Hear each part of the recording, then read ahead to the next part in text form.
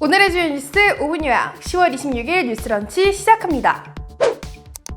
어제 이건희 삼성그룹 회장이 향년 78세로 별세했습니다. 가족들이 지켜보는 가운데 편안히 숨을 거두었다고 하며 고인의 뜻에 따라 장례는 간소하게 가족장으로 치른다고 합니다. 정치권에서 잇따라 추모 메시지를 발표했는데요. 그 결이 미묘하게 다릅니다. 국민의힘은 고인의 업적을 주로 언급하며 국민의 자부심을 높인 선각자로서의 면모를 칭송했습니다. 반면 정의당은 조의를 표하는 한편 정경유착과 무노조 경영 등 고인이 남긴 어두운 역사를 주로 언급했습니다. 더불어민주당은 빛과 그림자를 동시에 언급하며 중립적인 태도를 취했고요. 아무튼 이제 이재용 부회장의 시대가 열립니다. 사실 이재용 부회장은 2014년 고 이건희 회장이 쓰러졌을 때부터 삼성그룹을 이끌어 왔습니다. 2018년 공정거래위원회에 의해 동일인으로 지정되기도 했고요. 동일인은 공정거래법상 기업 집단을 지배하는 개인 또는 법인을 말하는데 쉽게 말해 실질적인 재벌 총수라고 보시면 됩니다. 그런데 본격적인 승계엔 두 가지 걸림돌이 있습니다. 첫 번째는 현재 진행되고 있는 재판들입니다. 지금 이재용 부회장은 국정농단 관련 하나, 삼성물산, 제일모직 합병 및 회계 부정 관련 하나, 이렇게 두 개의 재판을 받고 있습니다.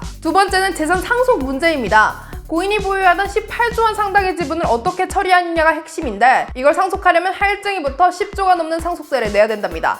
상당한 부담이죠. 앞으로 일이 어떻게 진행될지 지켜봐야겠습니다.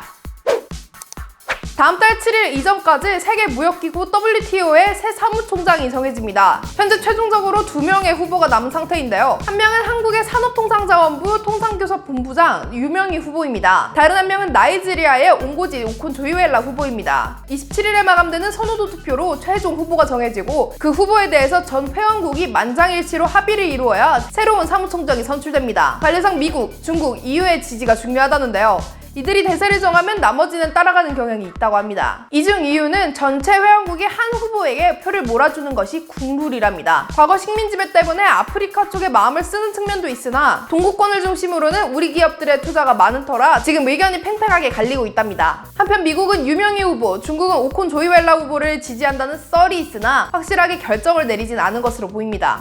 일본은 공개적으로 유명희 후보를 거부하고 오콘조이웰라 후보를 지지한다는 뜻을 밝혔습니다. 한 외교부 당국자는 럭비공이 공중에 떠있는 상황이라고 표현했고요. 강경화 외교부 장관도 이렇게 판세가 불투명한 선거는 처음이다 라고 말할 만큼 결과가 오리무중인 상황입니다.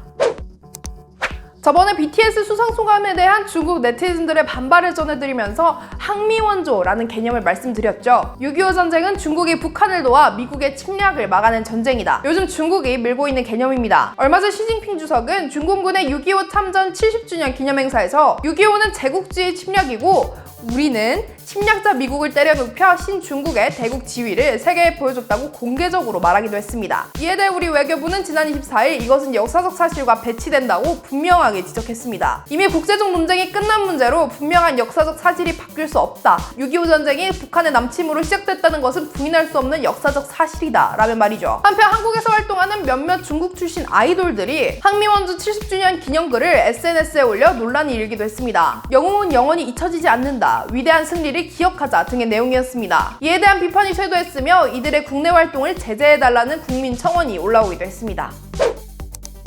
오늘 뉴스는 여기까지입니다. 내일의 뉴스도 궁금하시다면 구독과 좋아요, 알림 설정까지 부탁드립니다. 그럼 우리는 다음 시간에 만나요. 안녕!